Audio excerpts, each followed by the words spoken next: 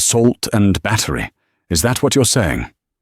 The cop's words were precise, almost relishing the trouble. My brother, Jasper, just stood there, jaw tight. Wrong place, wrong skin, wrong everything. They saw hoodies, not Howard University. But here's the kicker. They didn't know who he was. Didn't know about our dad, the real Dr. Porter. Yet. See, Jasper. Bless his impulsive heart. He's got a quiet strength, a kindness that blooms in the ugliest corners. He was about to be buried, but he'd plant seeds in concrete, seeds they'd never expect. The flight attendant's smug face? It was about to be her worst day. They have no idea how his quiet kindness will change everything. First-class boarding passes clutched in their hands, the eyes of every passenger burning into them. Those tickets are clearly not yours. She hisses loud enough for the entire first-class cabin to hear. Stop holding up my flight. The twins exchange a look that silent communication developed over 20 years of shared existence. Around them, passengers shift uncomfortably in their plush leather seats, some averting their eyes, others watching with barely concealed interest.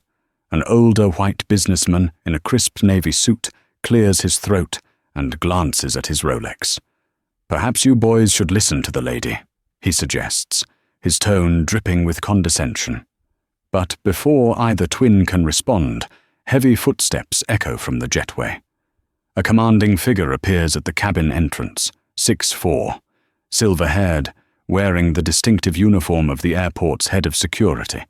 Behind him stands a man in an impeccably tailored charcoal suit, his face a mask of controlled fury. "Those are my sons," Dr. William Porter announces, his voice calm, yet carrying an unmistakable edge of authority that silences the entire cabin. "And I believe you owe them an apology." The color drains from the flight attendant's face as she looks from the powerful black man before her to the young men she just threatened. The head of security crosses his arms, waiting. In the sudden quiet, the only sound is the faint hum of the aircraft's auxiliary power and the distinct click of a passenger's phone recording the entire confrontation. But to understand how we got here, how routine first-class boarding turned into a powder keg of assumptions, privilege, and prejudice, we need to go back to where this day began in the Porter family home, where two brilliant young men were preparing for what should have been a simple journey home for their parents' 30th wedding anniversary. The morning light filters through the plantation shutters of the Porter family home in Silver Spring, Maryland, casting golden bars across the polished hardwood floors. It's 5:30 a.m., and Julian Porter is already up meticulously checking the contents of his carry-on bag for the third time. Unlike his identical twin brother, Julian has always been the planner, the one who arrives at the airport 3 hours early, just to be safe. "Jasper," he calls, zipping his bag closed. "We need to leave in 20 minutes. Dad's going to kill us if we miss this flight." From the guest bathroom comes the sound of an electric razor, followed by Jasper's relaxed voice. "Relax, Jules. The flight's not until 8. We've got plenty of time." Julian shakes his head, a gesture so familiar he doesn't even realize he's doing it. 20 years of being the responsible twin has etched certain movements into his muscle memory. "Dad pulled a lot of strings to get us these first-class tickets. I'm not about to show up late. Their father, Dr. William Porter, is not a man who tolerates tardiness. As one of the nation's leading cardiothoracic surgeons and the newly appointed chief of surgery at Johns Hopkins, Dr. Porter has built his reputation on precision, excellence, and impeccable timing. His sons have grown up under the weight of those expectations, and today of all days, Julian is determined not to disappoint. "It's Mum and Dad's 30th anniversary," Julian continues, now standing outside the bathroom door. "This whole surprise visit was your idea, remember?" The bathroom door swings open, revealing Jasper in a cloud of cologne, the same as Mike, their father, has worn since the 9s. And it was a brilliant idea, he says, grinning. They think we're both stuck in California with exams. Dad's going to flip when we walk into that anniversary dinner tonight.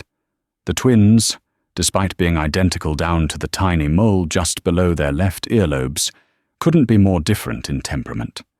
Where Julian is methodical and cautious, Jasper lives in the moment. Where Julian plans, Jasper improvises. Yet they share an unbreakable bond and a fierce dedication to their family, especially to the parents who have supported their every ambition. As graduate students at Stanford, Julian in biomedical engineering, Jasper in architectural design, they've been away from home for months. This surprise visit has been planned for weeks, coordinated with their mother's sister, Aunt Vivian, who's hosting the anniversary dinner tonight at her home in Baltimore. Did you double-check with Aunt Viv about the car picking us up at BWI? Jasper asks, pulling on his Howard University sweatshirt, a gift from their undergraduate alma mater, where both had graduated summa cum laude before heading to Stanford. Julian nods, checking his Apple Watch. She's sending her driver, and don't put that on yet. It's going to be hot on the plane. First class, baby. Jasper corrects him with a wink. Free champagne and climate control. Dad's finally letting us experience how the other half lives. Julian rolls his eyes but can't suppress a smile. Their father, despite his success, has always instilled in them the value of money. First-class tickets are an extravagance he rarely allows himself, let alone his sons. But when Julian had called last month to discuss their surprise visit, Dr. Porter had insisted on upgrading their tickets. "You boys work hard," he'd said over the phone. "Consider it an early graduation present." The twins grab their luggage, matching Toomey carry-ons, a splurge from their first graduate school stipends, and head downstairs to where their Uber is already waiting. The modest home they've rented in Palo Alto is a far cry from their parents' stately Maryland residence, but it suits their student lifestyle. As they settle into the back seat of the Uber, Julian takes out his phone to check their flight details one more time. United, Mar 14728:05 a.m. Departure scheduled arrival at BWI at 4:22 p.m., he recites. Plenty of time to freshen up before dinner at 7. Jasper yawns, leaning his head back against the seat. "Wake me when we get to the airport. Some of us were up till 2 finishing models for Professor Richardson." "Some of us know how to manage our time," Julian retorts. But there's no real bite to his words. He understands his brother's creative process requires different rhythms than his own methodical approach to biomedical research.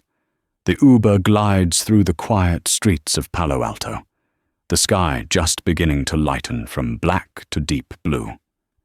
As they approach the freeway entrance, the driver, a middle-aged man with salt and pepper hair, glances at them in the rearview mirror. "You boys headed somewhere special?" he asks conversationally. Jasper, despite his claimed exhaustion, perks up immediately. He's never met a stranger he couldn't charm. "Surprising our parents for their 30th wedding anniversary," he explains. "They think we're stuck here with exams." The driver nods appreciatively. "That's real nice. My wife and I just celebrated 25 years, took a cruise to Alaska." He pauses, looking at them more carefully in the mirror. "You two are twins, huh?" "My sister has twins. Says it's like they share one brain sometimes." Julian and Jasper exchange a look, that silent communication that has mystified others since childhood. "Something like that," Julian admits with a small smile. Though I got the better half, the driver chuckles as Jasper punches his brother's arm playfully. "You wish, mister, let's get to the airport 3 hours early." The ride continues with easy banter, and Julian feels the familiar comfort of being with his other half. Despite their different approaches to life, There's nobody he trusts more than Jasper. They've navigated everything together, from the occasional racial microaggressions at their predominantly white private school to the pressure of being the sons of Dr. William Porter, whose reputation preceded them in every academic setting. By the time they reach San Francisco International Airport, the morning rush is just beginning. Julian tips the driver generously, another habit instilled by their father, and they make their way to the United Airlines first-class check-in counter. The check-in process is smooth, the agent's manner shifting from professional to warmly deferential when she sees their first-class tickets.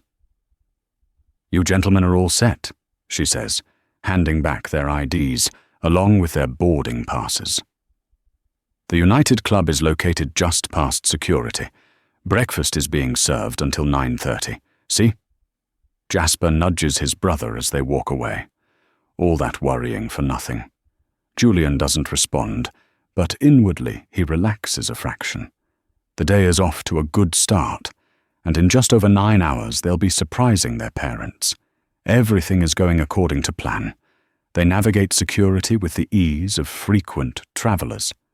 Julian methodically removing his belt, watch and shoes, while Jasper charms the TSA agent with a comment about her earrings that makes her smile despite the early hour. The United Club is a haven of quiet luxury compared to the bustling terminal outside. Plush seating, a generous breakfast buffet, and attentive staff create an atmosphere of privilege that even the well-traveled Porter twins aren't entirely used to. They find a quiet corner and settle in, Julian immediately pulling out his tablet to review some research papers, while Jasper helps himself to a plate of Belgian waffles and fresh fruit. "You should eat something," Jasper says through a mouthful of waffle. "All food is airplane food, even in first class." Julian glances up from his tablet. "I'll grab something in a bit. I want to finish reviewing this paper before we board." Jasper shakes his head, but doesn't push. Instead, he pulls out his phone and scrolls through Instagram, pausing occasionally to show Julian something he finds amusing. They sit in comfortable silence, the familiar rhythm of their relationship requiring no forced conversation. At 7:15 a.m., the club attendant approaches their table. "Gentlemen, they're beginning the boarding process for your flight to Baltimore. First class will be boarding momentarily." Julian packs away his tablet with military precision, while Jasper gulps down the last of his orange juice. They make their way to Gate 58, where a small crowd has already gathered around the boarding area. United Airlines Flight 1472 to Baltimore Washington International. We are now boarding our Global Services members and passengers in first class. The gate agent announces over the PA system. The twins join the short line of well-dressed travelers at the priority boarding lane. Julian hands his boarding pass to the gate agent, a young woman with a practice smile. "Thank you, Mr. Porter," she says, scanning his pass. "Enjoy your flight." Jasper follows, flashing his most charming smile. "Thanks," he says, glancing at her name tag. "Have a great day, Jennifer. The jetway is short, and within moments, there at the aircraft door, where a flight attendant greets them with a professional nod. "Welcome aboard, first class is to your right. The first class cabin is half full, mostly with older business travelers engrossed in their phones or laptops.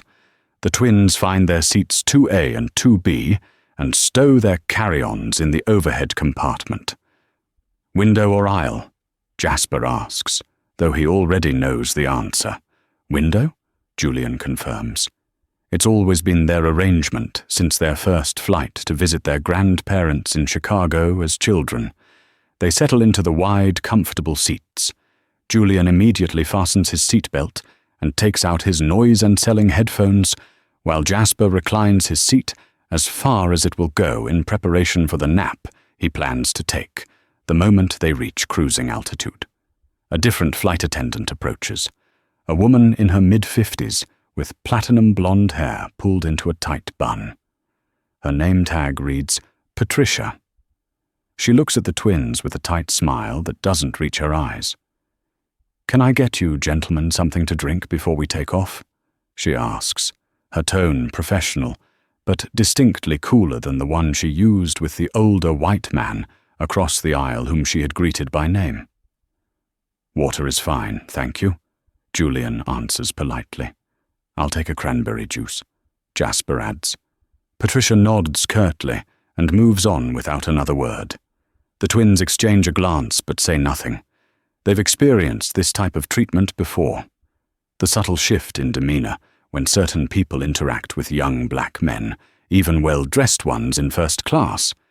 It's nothing they haven't dealt with countless times. The boarding process continues, and the main cabin begins to fill. Through the curtains separating first class from economy, they can see the steady stream of passengers making their way to the back of the plane. The cabin grows louder with the sounds of overhead bins being slammed shut and passengers negotiating seat assignments. Patricia returns with their drinks, placing them on their armrests without a word, before attending to other passengers with considerably more warmth. $10 says she asked to see our boarding passes before takeoff. Jasper murmurs, taking a sip of his cranberry juice. Julian sigh. "Don't start, Jay. It's a long flight. Just saying." Jasper shrugs. Some things never change. As if on cue, Patricia appears again, this time with a more senior flight attendant, a tall woman with auburn hair whose name tag reads Dion. They pause at the row in front of the twins, speaking in hushed tones while glancing back at them. Diane approaches, her professional smile firmly in place. "Good morning, gentlemen. May I see your boarding passes, please?" Julian and Jasper exchange that look again, the one that communicates volumes without a single word. Julian reaches into his pocket and produces both their boarding passes, handing them to Diane without comment. She examines them carefully, her eyes lingering on their names. "Thank you, Mr. Porter." "And Mr. Porter," she says, returning the passes. Her tone has shifted slightly, becoming more genuinely welcoming. "First time flying first class with us?" "Yes." Julian answers simply, not offering more information. "Well, welcome aboard. If you need anything, don't hesitate to ask Patricia or myself." She moves away, whispering something to Patricia, whose expression remains unchanged. "Told you," Jasper mutters once they're out of earshot. Julian puts on his headphones, effectively ending the conversation. He's not in the mood to dissect this particular microaggression. Not when they're on their way to surprise their parents. Some battles aren't worth fighting, especially when they've been fought so many times before. The flight attendants complete their preparations, and the captain's voice comes over the PA system, announcing an on-time departure and clear weather all the way to Baltimore. The safety demonstration plays on the screens embedded in the seatbacks, and soon the aircraft begins to push back from the gate. As they taxi toward the runway, Julian gazes out the window at the ground crew directing their plane. He feels the familiar mixture of excitement and anxiety that air travel always brings. The thrill of defying gravity balanced against the rational understanding of statistics and engineering that make flight the safest form of travel. As a biomedical engineer, he appreciates the precision and science behind aviation, even as the human part of him marvels at the miracle of it. Beside him, Jasper has already closed his eyes, his breathing becoming deeper and more regular. His brother's ability to sleep anywhere at any time has always amazed Julian. Even as children, Jasper could nap through thunderstorms while Julian lay awake, counting seconds between lightning and thunder. The aircraft lines up on the runway and the engines roar to life. Julian feels the familiar push against his seat as they accelerate, that moment of suspension before the nose lifts and the ground falls away. They climb into the clear California sky, banking gently to the east as they begin their journey across the continent. Once they reach cruising altitude, the seatbelt sign turns off with a soft chime. Patricia and Diane begin their first-class service, distributing hot towels and taking breakfast orders. Julian opts for the omelette, while Jasper continues to sleep undisturbed. The meal service is efficient and impersonal. Patricia seems to have accepted their presence in first class, but maintains a professional distance that borders on cold. Julian doesn't mind. He's used to being underestimated or viewed with suspicion. As the son of Dr. William Porter, he's learned to let his achievements speak for themselves rather than wasting energy on those who judge him based on appearances.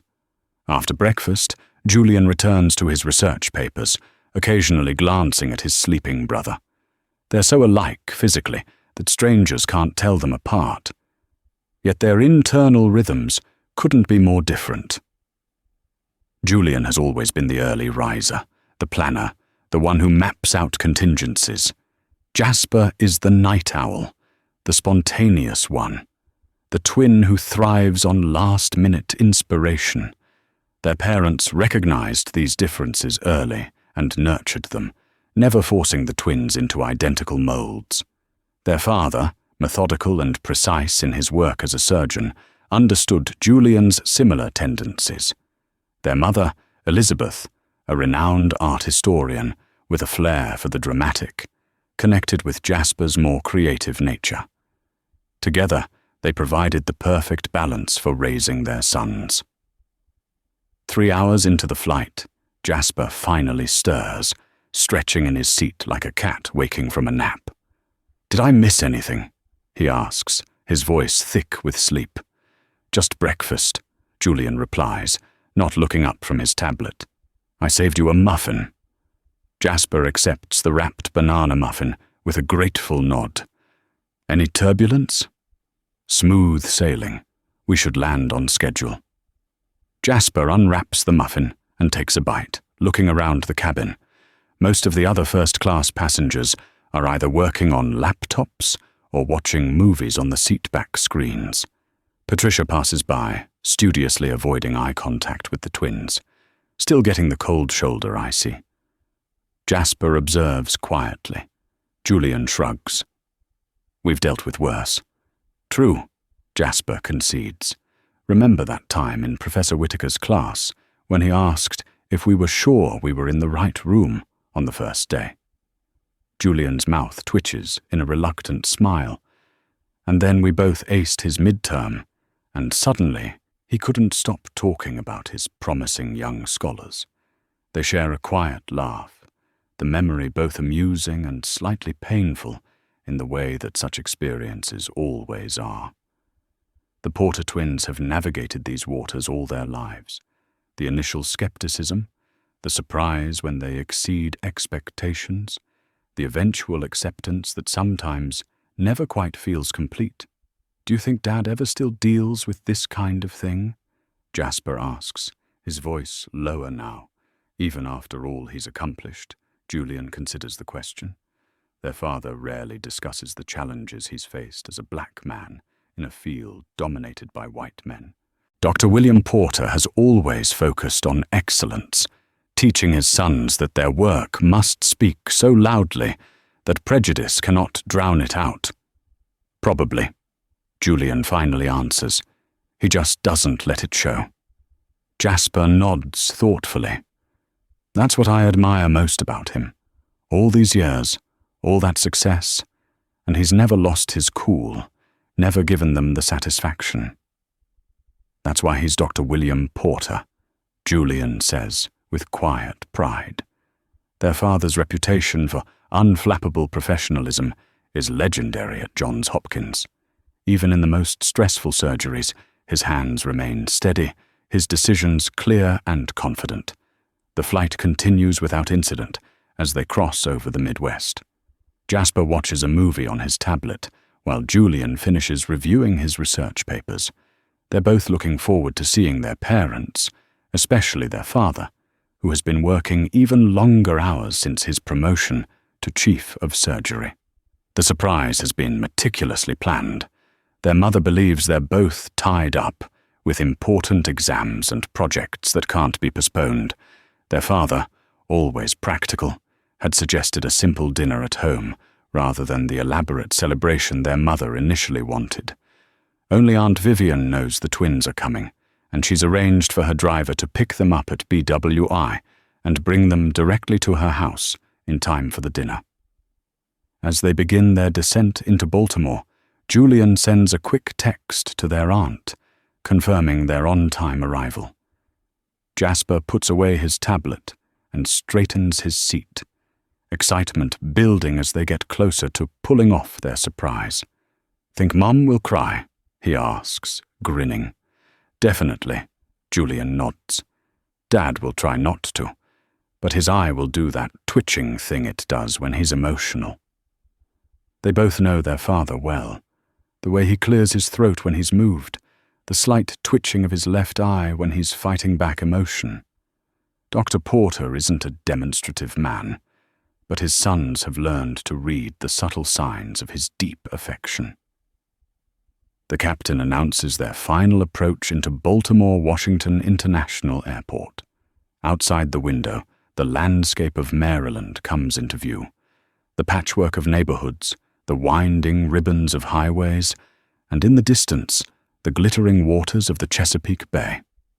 It's a clear spring afternoon, perfect for their surprise return.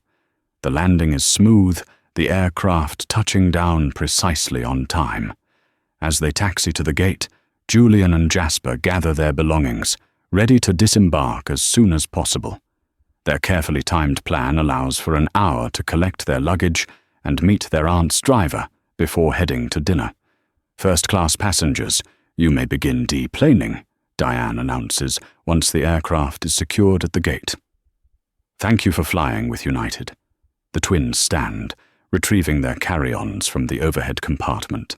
They wait patiently as the passengers in the first row exit, then follow, nodding politely to Patricia as they pass. If she notices their courtesy, she doesn't acknowledge it. The terminal at BWI is busy, but manageable. Julian leads the way toward baggage claim, Jasper following close behind, occasionally stopping to check out architectural details that catch his eye, a habit from his years of architectural study. "The ceiling in this new terminal is actually pretty impressive," he comments, pointing up at the curved steel and glass structure above them. It's reminiscent of Calatrava's work, but with more restraint. Julian glances up briefly. "Fascinating. Can we keep moving?" Aunt Vive's driver is waiting. They make their way down to baggage claim, where their checked bags are already circulating on the carousel. Efficiency has always been a Porter family value, and both twins have packed precisely what they need for the weekend. No more, no less. Outside, the spring air is warm and humid, a stark contrast to the dry heat of California. A black Lincoln Town car is waiting at the curb. The driver, a tall man in his 60s, whom they recognize as Robert, their aunt's longtime chauffeur, holding a small sign that reads simply, "Porter." "Mr. Julian, Mr. Jasper," Robert greets them with a warm smile, taking their bags. "Welcome home. Your aunt is very excited about this surprise." "Thanks, Robert," Julian says, returning the smile. "How's she doing?" "Busy as ever," Robert replies, opening the car door for them. The dinner preparations have kept the entire household on their toes for days. The twins slide into the back seat, the familiar scent of leather and Robert's pine air freshener, bringing back memories of countless rides to school events and family gatherings. Aunt Vivian, their mother's older sister, has always been a prominent figure in their lives. The successful businesswoman who never married or had children of her own, but poured her considerable affection and resources into her nieces and nephews. As they pull away from the airport, Julian checks his watch. "We are right on schedule. We should reach Aunt Vive's by 5:30, which gives us plenty of time to freshen up, before Mum and Dad arrive at 7. Out. Jasper nods, gazing out the window at the passing landscape. It's good to be home, he says quietly. For all his adaptability, Jasper has always been the more nostalgic of the two, the one who feels the pull of home most strongly. The drive to their aunt's estate in Baltimore County takes them through familiar territory, past landmarks from their childhood, neighborhoods where friends lived, the high school where they'd been co-valedictorians. Each site triggers memories, reminding them of the solid foundation their parents had built for them in this community. Robert navigates the town car smoothly through traffic, occasionally pointing out new developments or changes since their last visit. They finally finish the construction on Northern Parkway, he informs them. Only took 3 years. The twins laugh, settling into the comfort of being back in Maryland. Despite the distance and demands of their graduate studies, this will always be home, the place where Dr. William and Elizabeth Porter raised their sons to believe in their boundless potential, while never forgetting the responsibilities that come with privilege. As they approach the Rotweir gates of Aunt Vivian's estate, Julian feels a surge of anticipation. In just a few hours, they'll see the look on their parents' faces when they walk into the dining room. After months of video calls and text messages, they'll finally be able to embrace the two people who have shaped every aspect of their lives. The town car glides up the long driveway, lined with flowering dogwoods, stopping before the imposing colonial-style mansion that has been in their mother's family for generations. Before Robert can come around to open their door, the front door of the house flies open and Aunt Vivian appears, elegant as always, in a tailored pantsuit, her silver stray hair pulled back in a shiny. "My boys!" she exclaims, descending the steps with arms outstretched. "Let me look at you." The twins emerge from the car, matching smiles on their faces as they embrace their aunt. Vivian Taylor has always been a force of nature, the successful investment banker who broke glass ceilings in the 1980s and never looked back. At 68, she remains as formidable and stylish as ever. Aunt Viv. Jasper greets her warmly. "You look amazing as always. Flattery will get you everywhere, darling." She laughs, patting his cheek before turning to Julian. "And you still the serious one, I see. Stanford hasn't lightened you up at all." Julian smiles, used to his aunts, teasing. Some of us have to balance out Jasper's excessive charm. Aunt Vivian loops her arms through theirs, leading them up the steps. "Your parents have no idea you're here. Your mother called this morning to confirm the dinner arrangements, going on and on about how disappointed she was that you boys couldn't make it.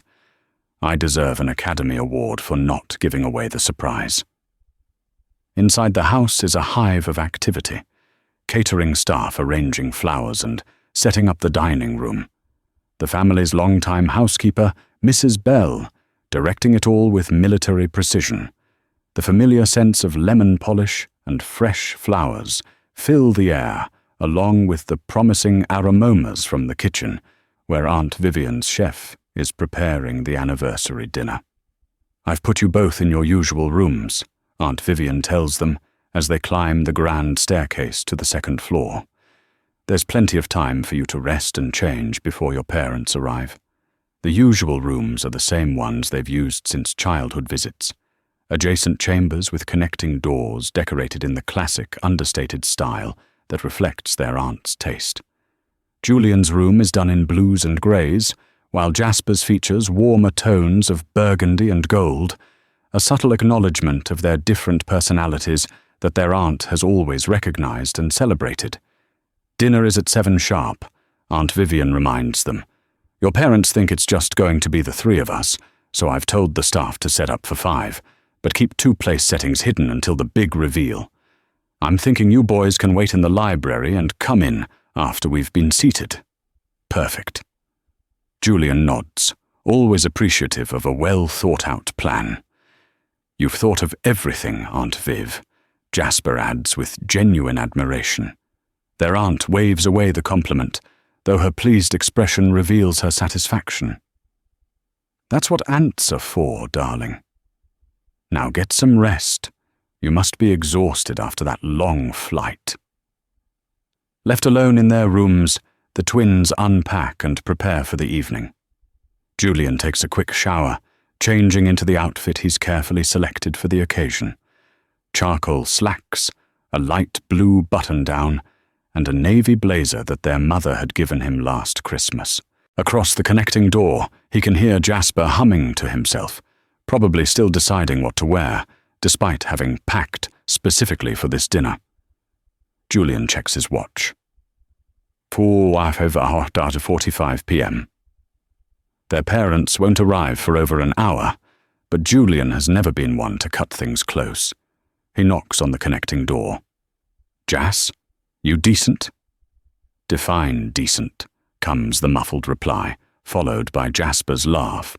The door opens to reveal his brother, hair still damp from the shower, wearing only his dress pants and an undershirt. "I can't decide between the green shirt or the white one." Julian sighs. "The green brings out your eyes. Mum always says so." Jasper grins. "Green it is." He disappears back into his room, emerging a few minutes later, fully dressed in slim-fitting dark jeans, the green button-down, and a tan sports coat that somehow looks perfectly appropriate, despite being more casual than Julian's outfit. "How do you do that?" Julian asks, genuinely curious. "You look like you're going to a fashion shoot, and I look like I'm attending a board meeting." "It's called style, brother," Jasper teases. "Some of us are born with it." They make their way downstairs, finding Aunt Vivian in the kitchen, sampling a spoonful of sauce offered by her chef. She spots them and waves them over. "Don't you two look handsome?"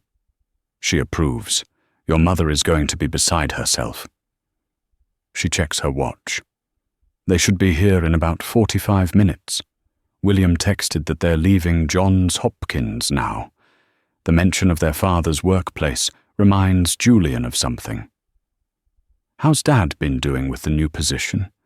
He always says everything's fine on our calls, but you know how he is." Aunt Vivian's expression grows more serious. "Your father is adjusting. Being the first black chief of surgery at Hopkins comes with its own set of challenges." She lowers her voice, though the kitchen staff is busy elsewhere. "There have been some incidents. Nothing he can't handle, but it wears on him. Your mother worries, though she'd never let him see it." The twins exchange a concerned look. Their father has always shielded them from the more difficult aspects of his professional journey, emphasizing his achievements rather than the obstacles he's overcome. But they're old enough now to understand the reality of what it means to be a pioneer in his field. "What kind of incidents?" Jasper asks, his usual light-heartedness momentarily set aside. Aunt Vivian sighs, the usual nonsense, whispers about affirmative action from those who conveniently forget your father's 30 years of brilliant work. A few older surgeons who suddenly find it difficult to accept his authority. Nothing overt enough to address directly. Your father's too smart to give them ammunition, but enough to make things complicated. Julian feels a familiar anger stirring, but also a surge of pride.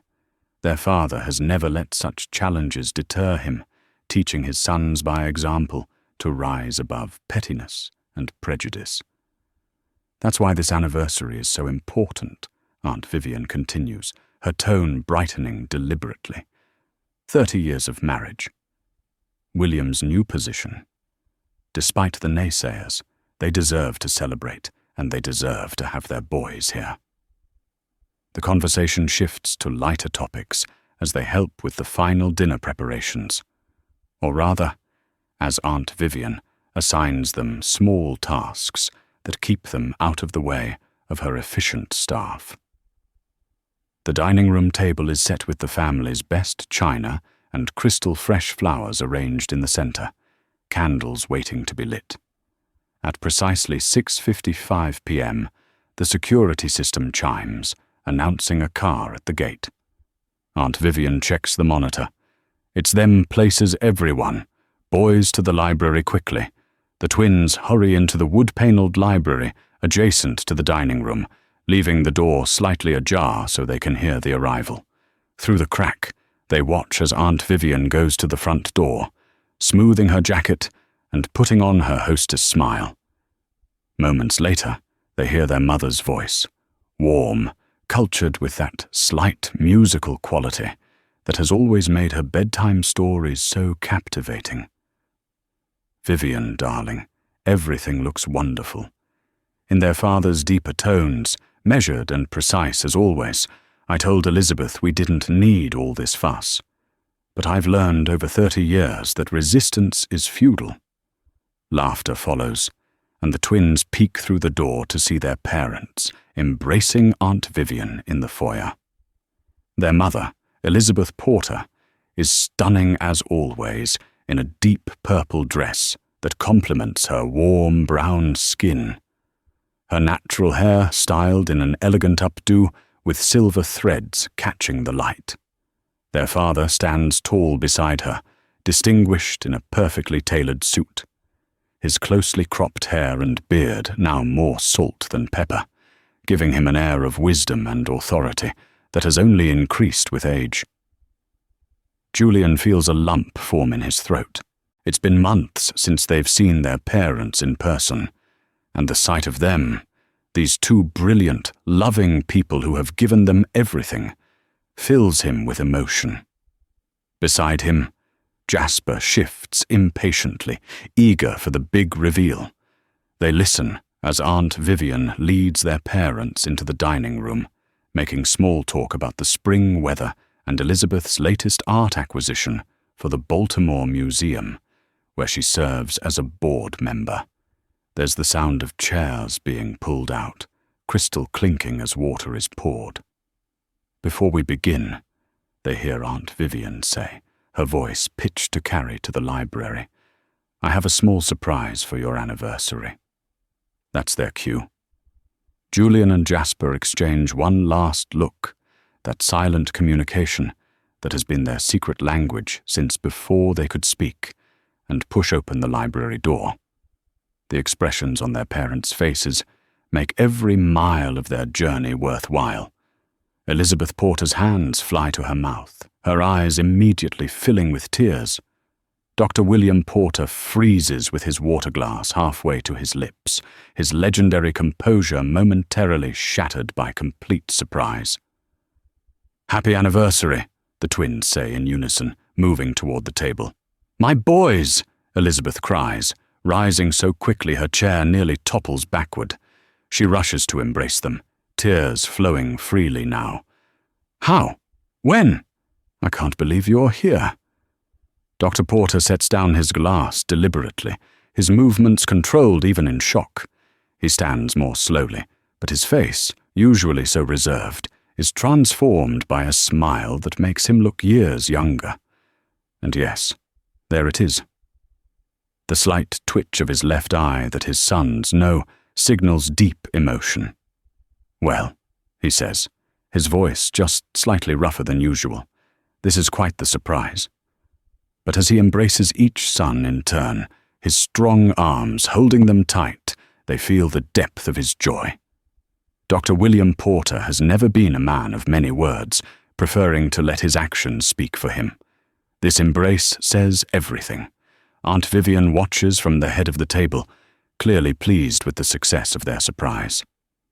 When Julian called last month to plan this, I couldn't resist helping, she explains to Elizabeth, who is still wiping away happy tears. The boys arranged everything themselves. We couldn't miss the big three, Jasper says, taking the seat next to his mother. Even if it meant flying across the country in the middle of the semester, Julian adds, sitting beside his father. Dr. Porter looks at his sons with undisguised pride. Your studies are well under control, Julian assures him. We've both worked ahead to make sure we wouldn't fall behind. Of course you have. Dr. Porter nods, his expression softening. You're Porters after all. The dinner that follows is everything the twins had hoped for. Delicious food, flowing conversation, and the warmth of family that no amount of FaceTime calls can replace. Their mother wants to know everything about their lives in California, while their father listens attentively, occasionally asking incisive questions about their research and studies. As the main course is cleared away and dessert is being prepared, Dr. Porter leans back in his chair, studying his sons with a thoughtful expression. I'm curious about something, he says. How was your first experience in first class? Worth the extravagance? The twins exchange a quick glance, silently debating how much to share. Neither wants to dampen the celebration with talk of the flight attendant's cold treatment. It was comfortable, Julian says diplomatically. The extra legroom was nice, and the free drinks, Jasper adds with a grin, though some of the service was a bit frosty. Dr. Porter's eyebrow rises slightly, a subtle tell that his sons recognize immediately. Frosty. How so? Jasper shrugs, trying to keep it light. Oh, you know, the usual. One of the flight attendants seemed to think we might be in the wrong seats, checked our boarding passes, gave us the cold shoulder. Their father's expression doesn't change, but there's a tightening around his eyes that suggests he understands exactly what his son is not saying. Elizabeth reaches over to place her hand on her husband's arm, a gesture so familiar to their sons, the silent support she's provided through 3 decades of similar experiences. Well, Dr. Porter says after a moment, his voice even. I hope the accommodations made up for the service.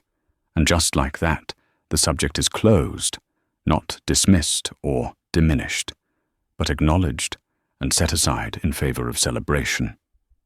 It's the Porter way, a balance their father has mastered and taught them to recognize injustice without letting it define or diminish their joy.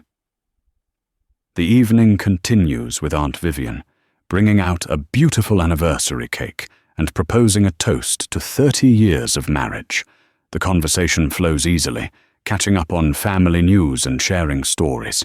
Dr. Reporter even relaxes enough to tell a few rare anecdotes from his early days at Johns Hopkins, making everyone laugh with his dry observations about hospital politics. As coffee is served, Elizabeth turns to her sons with shining eyes. This is the best anniversary gift you could have given us, she says. Having you both here means everything. We wouldn't have missed it, Julian assures her, reaching over to squeeze her hand. Yeah, Jasper agrees. Stanford can survive without us for a weekend. Dr. Reporter clears his throat. Another of his tells, this one signaling he has something important to say. Boys, your mother and I have been discussing something we'd like to share with you. The twins sit up straighter, instantly alert. Their father's tone suggests this is significant. As you know, he continues, my new position comes with additional responsibilities, and frankly, additional compensation. He pauses, exchanging a look with Elizabeth. We've decided to establish a scholarship fund at Howard University in the Porter family name. The twins' alma mater holds special significance for the Porter family. Dr. Porter himself is an alumnest, as was his father before him. The tradition of excellence through education has always been central to their family values. The scholarship will support Black students pursuing careers in medicine and architecture. Elizabeth explains, smiling at her sons. Your father's field and the one Jasper is pursuing. That's amazing. Julian says genuinely moved by the announcement. Education has always been the cornerstone of the Porter family legacy, the tool that allowed their grandfather to rise from humble beginnings in segregated North Carolina to become a respected physician in his own right, and the path that led their father to become one of the nation's leading heart surgeons. We wanted to share this with you tonight, Dr. Porter continues, because this legacy belongs to all of us. What your mother and I have built over these 30 years isn't just for ourselves. It's for you, and for those who will come after you." There's a depth of emotion in his voice that the twins rarely hear. A reminder that beneath their father's composed exterior lies a passionate commitment to opening doors for others, as others once opened doors for him. Aunt Vivian raises her glass again. To the Porter legacy, she toasts past, present, and future. They all drink to that, the moment heavy with meaning and purpose. This is what has always defined their family. Not just achievement for its own sake, but achievement in service of something larger. As the evening winds down, plans are made for the rest of the weekend. The twins will stay at their parents' home in Silver Spring for the next 2 days before flying back to California on Monday morning. "We should head home soon," Dr. Porter says, checking his watch. The same precision-engineered timepiece he's worn for as long as his sons can remember. "It's been a long day, and I have rounds early tomorrow." William Elizabeth protests gently. "Surely you can take 1 day off. The boys are only here for the weekend." Dr. Porter smiles at his wife, a private smile that speaks of 30 years of this same loving negotiation. "I'll be back by noon," he promises. "Just a few hours to check on my most critical patients." Elizabeth sighs but nods, understanding, as always, the weight of responsibility her husband carries. His patients rely on him, and Dr. William Porter has never been a man to let others down. The family says their goodbyes to Aunt Vivian, promising to see her again before the twins return to California. Robert brings the town car around to drive them all to the Porter home in Silver Spring. As they settle into the back seat, their parents between them, Julian feels a profound contentment. Tomorrow, they'll have a full day with their family. Their mother has already mentioned plans for their favorite brunch spot, and perhaps a visit to the Smithsonian's new exhibit. But for now, just being here, listening to their father's measured voice, discussing a challenging case with their mother's thoughtful input is enough. The car glides through the Baltimore night towards Silver Spring, carrying the Porter family home, reunited, if only for a brief, precious weekend. As he watches the familiar landmarks pass by, Julian makes a silent promise to himself. Next time, they won't wait so long between visits. Some things are more important than exams and research deadlines. Some things like family are irreplaceable. The weekend passes too quickly, filled with family meals, long conversations, and the comfortable rhythms of home. By Monday morning, the twins are packed and ready for their return flight to California. Their hearts full but heavy with the inevitable sadness of leaving. Their mother hugs them tightly at the door, extracting promises for more frequent visits. Their father, who has taken the entire day off to drive them to the airport himself, waits by the car, keys in hand. "We'd better go," Julian says gently to his mother. "Our flight's at 11:30. Elizabeth nods, wiping away a tear. "Call me when you land," she insists. "And FaceTime this weekend." "We will, Mum," Jasper assures her, giving her one last hug before following Julian to the car. The drive to BWI is quiet, Dr. Porter, focusing on the road while the twins take in the familiar sights of Maryland in spring. The flowering trees, the green lawns, the steady flow of commuter traffic heading into D.C. "Your mother and I have been thinking," Dr. Porter says, as they approach the airport exit, breaking the comfortable silence. "Perhaps we should come visit you in California next month. See where you boys are living. Meet these professors you're always talking about." The twins exchange surprised glances. Their father rarely takes time away from the hospital, and for him to suggest a trip across the country is unprecedented. "That would be great, Dad," Julian says, trying not to show his astonishment. "We could show you around Stanford, take you to San Francisco. I'd like that." Dr. Porter nods, his eyes still on the road. Time moves quickly. It's important to make the most of it. There's something in his voice, a rare vulnerability that touches both his sons deeply. Their father, always so focused on their futures, is acknowledging the precious nature of the present. At the terminal, Dr. Porter insists on accompanying them inside, helping with their bags despite their protests. As they reach the security checkpoint, he embraces each of them with uncharacteristic demonster. "I'm proud of you both," he says simply. "Never forget that." The twins promise to call when they land, then make their way through security, occasionally looking back to where their father stands, watching them, tall and dignified in his tailored coat. It's only when they reach the other side that he finally turns and walks away, his shoulders straight, his pace measured as always. "Did Dad seem different to you?" Jasper asks as they walk toward their gate. Julian nods thoughtfully. More present, less preoccupied. "Maybe the new position is good for him," Jasper suggests.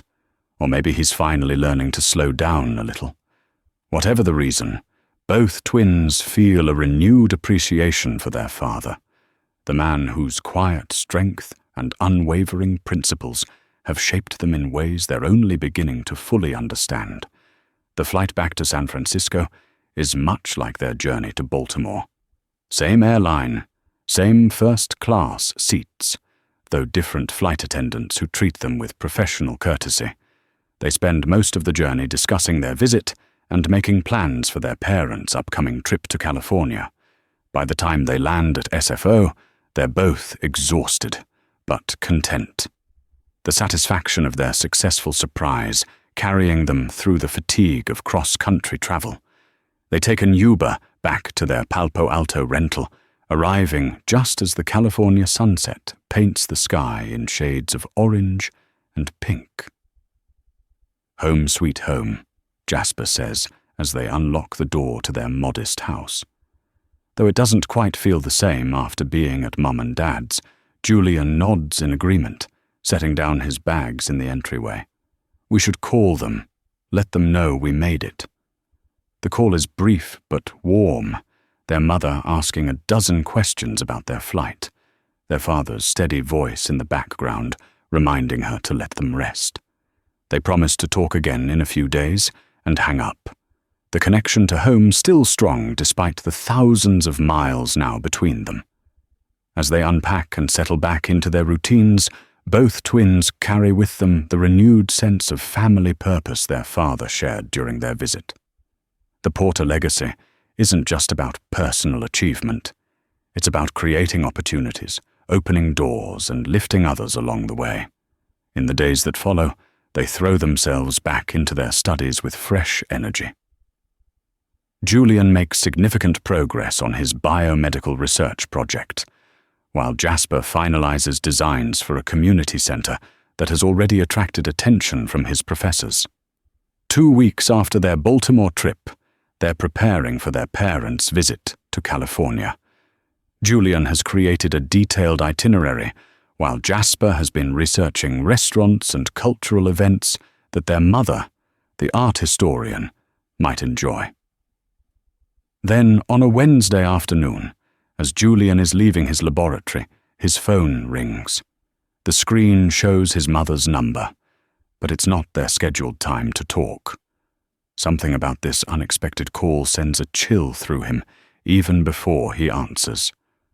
"Mum, is everything okay?" His mother's voice is strained, tight with controlled emotion. "Julian, your father's had a heart attack. He's in surgery now." The world seems to tilt beneath Julian's feet.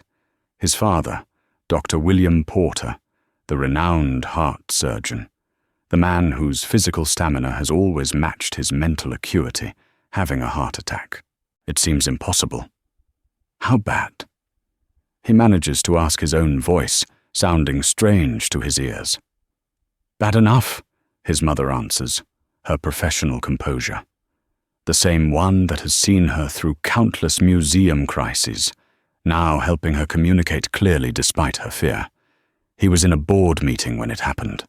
Fortunately, he recognized the symptoms immediately, and they got him to the cardiac unit within minutes. "We're coming home," Julian says immediately. "Jasper and I will get the first flight out." "That's why I'm calling," Elizabeth confirms. "I've already spoken to Dean Richardson at Stanford. He's arranging for both of you to take emergency leave." Julian's mind shifts into the focused analytic,